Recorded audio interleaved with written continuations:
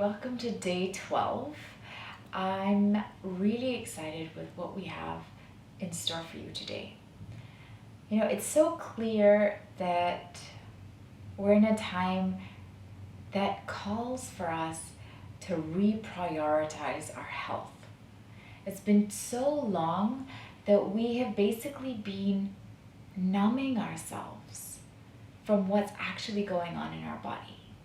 Think about it. We might have a headache, but instead of investigating why are we having a headache, is it something that we ate, is it some sleep that we need, what do?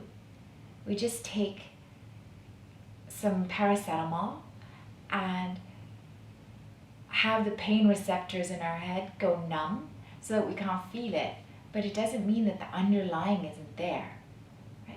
So what I want to do is reprioritize our health by giving ourselves that time and that space to go into the root problem rather than being so symptomatic about everything where we just want to numb it and numb to the point where we don't know how to feel anymore. Why don't we use this ability of awareness to delve deeper and really start to sculpt our lifestyles that is in line with nature? This is a calling that Mother Nature is asking us to do right now. Let's not take our health for granted. Let's not just keep sweeping our ailments under the rug. Let's figure out what it is we can do to find our balance, how we can optimize our health rather than suppressing any symptom just so that we can plod along through our day. And so what I'm going to teach you today is a breathing technique that is really around detoxification, cleansing, releasing, detoxifying the body, in our energy, emotionally. I've had clients do this and they've been crying at the end of it because it's so powerful as a release, and there's so much that has been locked up, maybe even emotional load that's finally released. I've had clients that have done this and then after a while they're feeling all this tingling around their body, all these regions where we've cut off from, where we've numbed, where we've desensitized. All of a sudden life is brought to it. So this is really what I want to do. In the vein of balance, it's all about balancing the inhalation with the exhalation. Because our inhalation is active. We need the breath to go, to do, to move. And the exhalation is passive. We need those slow, restful, deep breaths to relax, right? So think about it, even when you're sprinting, you're running a race, what do you need? Your body calls upon inhalation fast. The exhalation almost happens passively. So you're gasping for breath so that it can propel you to move, can propel you for action. Imagine breathing like that and trying to fall asleep. Will that ever happen? No. I've had clients who have been stuck in that mode, or they're hyperventilating because they're so detached from the sense of balance of the restful, slow exhalations as well as the deep inhalations. So that's another main point as well. You want to be breathing deeply and don't rush it. Don't breathe so fast. Slow it down deeply, is so you're really feeling the fullness of your lung capacity and the fullness of the energy that the breath carries with it. I also want to say this is not for anyone who has high blood pressure, not for anyone who is pregnant or who's suffered a stroke or who has any hernias. This is quite a powerful and intense pranayama. So I want you to just administer some caution. Take it slowly, take it gently, and if for any reason you don't feel comfortable, stop, go back to Ujjayi. So we always do this pose in Vajrasana, and you've seen me do come into thunderbolt pose before. The reason is that it locks the blood flow from the hips downwards. So the blood flow is locked from the crown of your head in to the base of your spine. And this is where the energy cycles is. So this is really where a lot of the circulation happens. So you can really feel the magnificence of the pranayama. Also, it's really great for your metabolic rate, not only for hyper or for hypo. What this does is it balances your metabolic rate, brings it to equilibrium. This is also excellent for the digestive system because we are going to be breathing into the belly. So you are going to be stoking the fire of digestion, Agni. It's great if you suffer from indigestion. It really helps with peristalsis.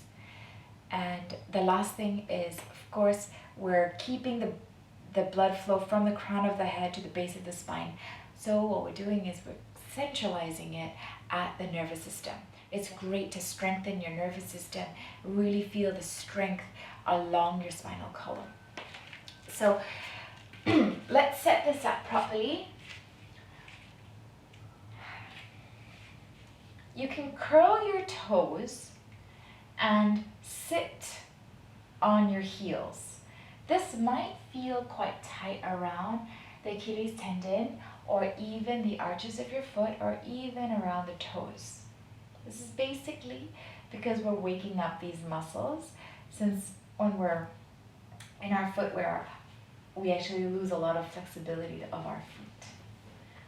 So if you can, you stay here. If you can't, if it's too painful, then I would just ask you to maybe sit in a cross-legged position. Okay? So you have 3 options. Cross-legged, but try to make sure your back is nice and long. Yeah. The last thing you want is to have a rounded spine and try to feel the energy of this pranayama. It's going to be trapped where you're slouched forwards. 2 is with your toes arched, and then 3 is if your ankles and your knees allow, you can sit in the full pose Vajrasana.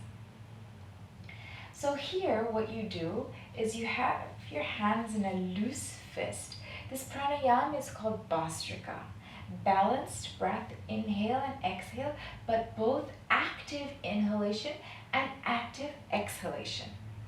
So hands in a loose fist, you're going to inhale actively and then fling your arms up to the ceiling. And with your fingers pointing to the ceiling. And exhale, squeeze, and bring your hands back into a loose fist. So inhale, fingers spread, exhale, fists. Inhale, arms straight, exhale, hug your elbows into your chest. Yeah? So don't let your hands drop too low, keep them at the line of your shoulders. Inhale and exhale. Okay, we'll do 15. Okay, so when you're ready, inhale, exhale.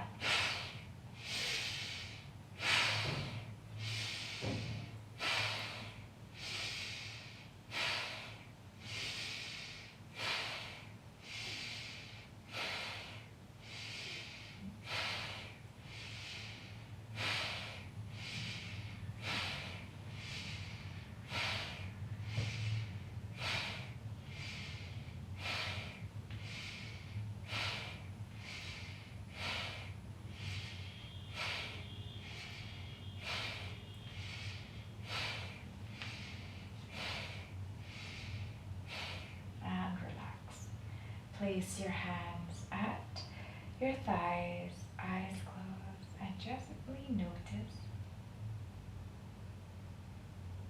the vibration, the pulses of energy circulating throughout your body.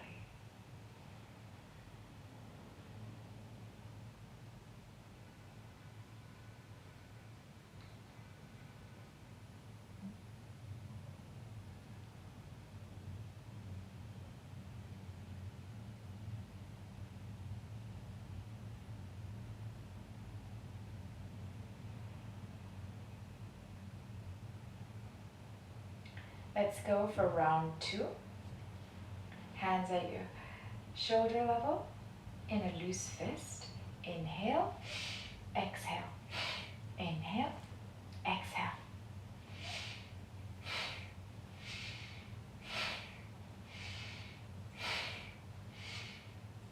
You do want to forcefully reach your arms up and pull them down, as though you're pushing your breath out and squeezing it in.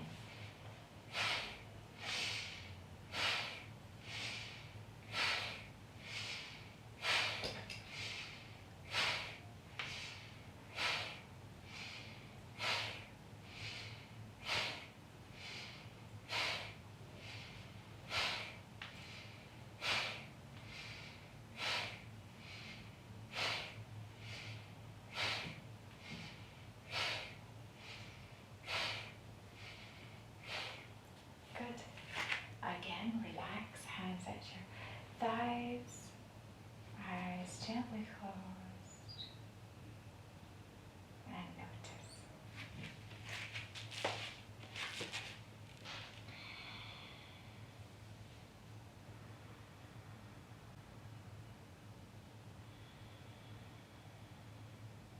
This is a powerful, intense, active pranayama. Respect it. Feel your awareness deepen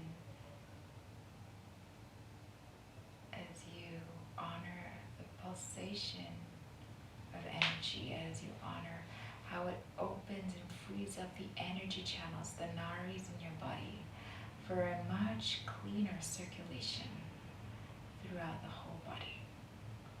So this is excellent even when you're feeling tired, when you're feeling a little negative as well. It helps to release that negativity. It just helps to bring you back to center. You know, I'm a mom of 2. There are days that I really have to call in to my reserve of energy to match with the children's. And so this is something that I'll do in my own room. I'll just do this, take 3-4 minutes, do a couple of sets of this. I wouldn't say, I would say about 15 to 20 and no more than 3 sets. That's definitely more than enough as a maximum. And it really helps to just give me that boost, give me that surge, and keep me balanced. Not that I'm hyperactive or not that I'm aggressive. It really keeps me calm, but gives me the energy to meet the need at hand. So I would sincerely ask you, check, where is it that you naturally dip? Where is it that you naturally need a bit of a pickup? And try this out. I'm sure you'll really find how much energy you can get from this pranayama. Let me know how it goes. Put it on the Facebook group. I'm really excited to hear your comments. See you tomorrow. Namaste.